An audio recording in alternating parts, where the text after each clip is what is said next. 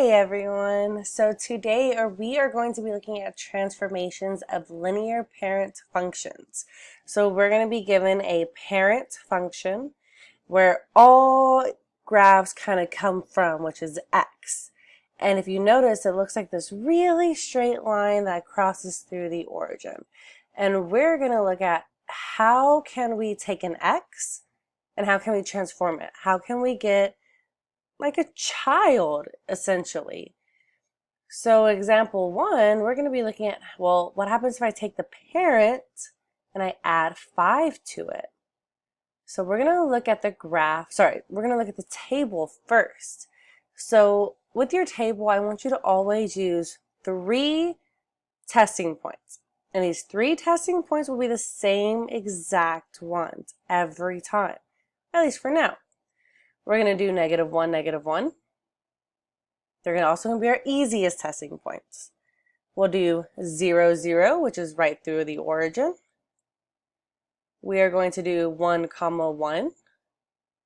And we're going to see how does this parent change whenever I add 5 to it. What does that child look like?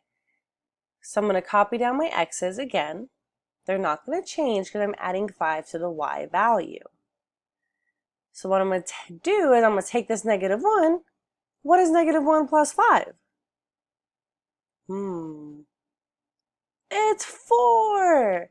So let's take a look on the graph. So I'm going to have the point -1, 4. -1. And then the point 1, 2, 3, 4. We're going to go up 5. And then we're going to have the point 0, 5 whenever I add 0 to 5. So I'm going to go to my graph. I graph this a little out of order. There we go. So 0, 5. 1, 2, 3, 4, 5. And then I'm going to have the point 1.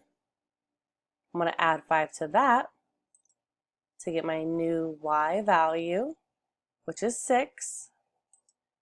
I'm going to plot that 1, 6, 1, 1, 2, 3, 4, 5, 6, plot. And we're going to notice something because we're not going to have to do this every single time. I just want to prove to you why we're about to do what we could do every single time. So if you pause and you look at this graph, first off, I want to make sure, did I plot these points correctly? And I want you to always make sure you check your work so we know we get these answers correct. So I'm going to go to New, Graph, and I'm going to type in my parent function. So remember, my parent is just x. And then I'm going to go down where it says f of 2. I'm going to add a new equation. And this new equation is going to be my child. So I'm going to type in an f. I have to tell it, hey, pull that equation from the first one I put in. So I'm going to put a 1, parentheses, x, parentheses, parentheses, x, parentheses, plus 5. And then I'm going to hit enter. And then I'm going to graph it. Well, did I get my table right? Did I get my graph right? To look at the table, you can hit Control T. And I'm going to look at my points. I'm going to scroll over, so I'm going to see the red line because that's my new graph. So did I get -1, 4? Yep. Did I get 0, 5? Check. Did I get 1, 6? Right on. Does my graph have an intersection of 0, 5? Yes, it sure does. I did graph this correctly. Okay. Whew, I know what you're thinking. You're like, Mrs. H, I don't want to have to draw a table and a graph every single time. There has to be an easier way, and you are in luck. So notice something. Whenever I have my testing points, each one of them went up by the exact same amount of dots. So my first testing point went up 1, 2, 3, 4, 5. Okay, what about my second testing point? 1, 2, 3, 4, 5. Okay, what about my third testing point? 1, 2, 3, 4, and 5 again. Notice, at the very end of my equation, it says plus 5. If it says plus 5, that's how much I'm moving up. If it says plus 6, I would have moved up 6. If it said plus 1, I would have moved up only 1. And that's a little trick that we can do, but I wanted to show you the table first. You gotta do what you gotta do. Okay, so I'm gonna clear out my graph. X, nope, not gonna save it. Let's go ahead and go on to the next question. What about if I have a -3? Dun, dun, dun. Oh, before that, let's actually answer what the question does. So what type of transformation happens with here? Well, the plus 5 moves the entire graph up by 5. I'm going to write that in words. That way, whenever we look back at our notes, we're like, I know what just happened. I moved the graph up by 5 because there's 5 at the end. Okay, now example 2. What happens if I have a parent function -3? Dun, dun, dun. Well, we're still going to check our work, so we're going to do our graph. Remember, we're going to have our testing points first off. And we're not always going to have to write these down, but until we get the hang of it, I do want us to write this down. So my parent function will have the testing points -1, -1, dot, 0, 0, dot, 1, 1, dot. And I want to see what happens to -3. Well, let's test it. That's saying, hey, take all your y values and subtract 3 from it. Okay, I can do that. -1 minus 3, that's -4. So I'm going to go to my point, and it will drop down to -4. Okay, I can do that. What about the next one? What about 0 minus 3? Well, that's just -3. I know that one too. Okay, what about 1 minus 3? Oh, that's -2. Yep, I know that one as well. Ah, okay, that is -2. And then I have my graph. So, ooh, it jumped. Let's check it.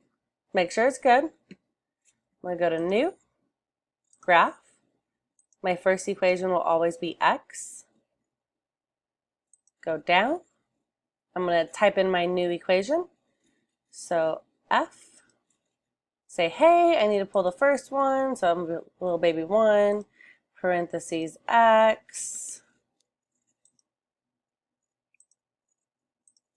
And then -3. Enter. Does that look like my graph? Sure does. Does it look like my table? Well, let's hit Control T to find out. Scroll over. -1 transformed to -4. 0 transformed to -3. And 1 went to -2. That looks pretty darn good. I think we have a beautiful graph. Okay, so what magic happened? What is, in a couple of words, can we say happened to the graph? Well, my graph moved down -3 because at the end of my equation, I had a -3. So my moves graph down by -3. Okay, so my third child with a C is f of x plus 2. I want you to go ahead and try that on your own. See if you could get it. If you get stuck, please let me know. Just raise your hand. Say, Mrs. Hennig, I need help. I've got you. And once you are done, come back to this video. That way I can finish this off and let you know what happens every time we have a number at the very end of our equation. Okay, let's pretend you came back to this video and you already have this graph done and you checked it with your calculator and it looks beautiful. So the transformation of a k in our parent function f of x equals x plus k, what happens here? Well, this is going to shift our graph in our equation. If we have a positive number, it's going to move up. But what if I have a negative k? What if I have a negative number? Well, it's going to shift the entire graph down. And that is the rule of thumb for our first transformation today. Once you have this completed, go ahead and go on to the second video, which I explain what happens if I have a number right next to the X and what type of transformation does that make. I am so sorry, I just hit the mic. See you in the second video.